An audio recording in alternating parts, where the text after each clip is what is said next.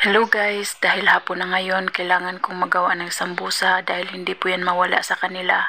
Yung ginawa ko, sambusa po yan. Ang laman po dyan ay kanang jubon. Jubon po ang laman dyan mga sis. At yan nga, nagtanggal ako isa-isa dahil kunting lang, maano po siya, masisira po siya. Dapat po ay ingat-ingat po ang pagtanggal niyan. Yan po siya. Ganyan po ang palagi kong ginagawa. Kaya nga po sabi ng amo ko, ikaw muna magawa ngayon ng jubon dahil tapos na siya kagabi nagawa ng jubon na yung laman manok.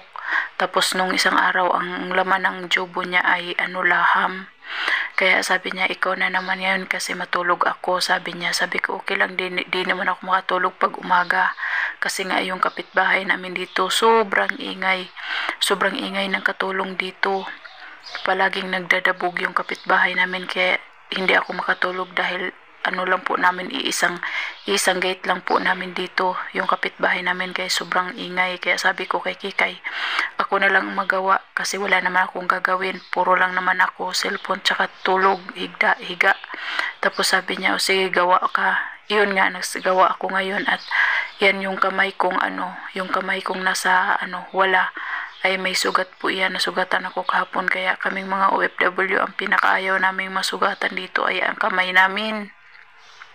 Dahil yan po talaga ang panlaban namin dito sa gawaing bahay, yung kamay namin. Kaya yan ang pinakaayaw namin pag once masugatan yan. Kaya syempre bilang isang katulong kailangan naming tiisin kahit gaano pa kahirap, kahit gaano pa kasakit or ka-update yung mga sugat namin, kailangan naming pagtiyagaan para lang hanggang na lang sila mahilom yung sugat. Yan po.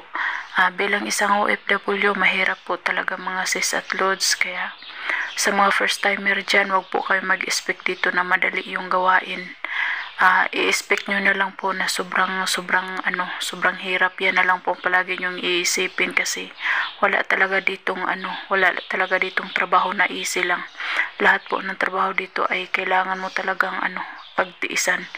Kailangan mahaba yung pasensya mo kahit kaano mo pa kagalit, kailangan mong pigilan, kailangan mo talagang pigilan kahit gaano pa sama ng loob mo. Kahit alam mong sila ang may mali, kailangan mong ikaw yung magpakumbaba. Kailangan ikaw po yung maghingi ng sorry para matapos ang lahat at hindi na po aabot pa sa punto na magka-remalaso at magka-problema at makauwi ka pa ng Pilipinas. Ang hirap sa Pilipinas. At ayan na nga guys, patapos na po ako. Nilagay ko sa supot para maging maayos yung pagkakuha. Hindi po siya magdikit-dikit kasi ilalagay ko po yan sa freezer. Mahirap kasi pag magdikit-dikit. Tapos ilagay sa freezer. Yeah, ito lang guys. Thank you. Thank you guys. Thank you for watching.